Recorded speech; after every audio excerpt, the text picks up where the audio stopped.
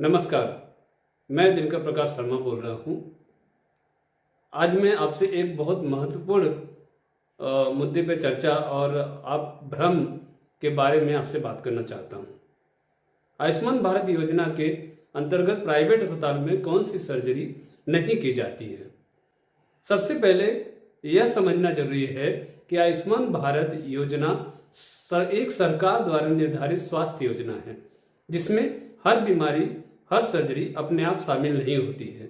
Private अस्पताल केवल वही सर्जरी या उपचार कर सकता है जो सरकार द्वारा तय की गई है, हेल्थ बेनिफिट पैकेज सूची में शामिल हो।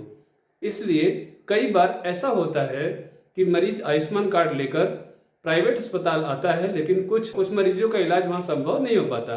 इसका मतलब यह नहीं होता कि अस्पताल इलाज नहीं करना चाहता है, बल्कि इसका कारण यह होता है कि सरकारी नियमों के अनुसार उस सर्जरी का भुगतान अनुमेय नहीं होता, यानी कि सरकार उसका भुगतान नहीं करती।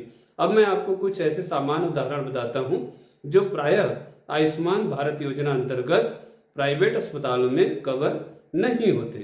पहला, कॉस्मेटिक या सौंदर्य से जुड़ी सर्जरी जो बिना किसी बीमारी या इलाज के लिए नहीं बल्कि केवल दिखावट को सुधारने के लिए की जाती है। दूसरा, डेंटल उपचार जैसे कि दांत भरवाना, रूट कैनाल या डेंचर इम्प्लांट इत्यादि। तीसरा, बचपन से संबंधित उपचार जैसे कि आईवीएफ, आईयूआई और इससे जुड़ी प्रक्रियाएं, वो भी आयुष्मान योजना के अंतर्गत शामिल नहीं होती। चौथा, ओपीडी में होने वाली प्रक्रियाएं जिनमें या छोटे प्रोसीजर्स करने की आवश्यकता होती है, उसमें भी आयुष्मान योजना लागू नहीं होती। पांचवा, नई या प्रयोगात्मक सर्जरी जैसे कोई सर्जरी जो कि लिस्ट में शामिल नहीं है, स्वीकृत नहीं है, और कुछ मामलों में वे इम्प्लांट या प्रोस्थेटिक उपकरण जैसे ब्रेस्ट रिडक्शन, बेस बढ़ाने की सर्जरी इत्यादि।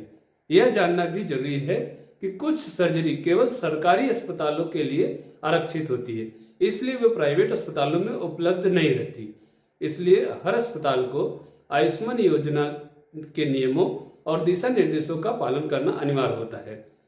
जैसा कि आप जानते हैं कि आप कहीं भी जाएं, तो मेरी आपसे बस यही निवेदन है कि आप इलाज शुरू करने से पहले पैकेज की पात्रता, उपलब्धता की जानकारी अवश्य लें। सही जानकारी सही समय पर सही इलाज के लिए बेहद जरूरी है।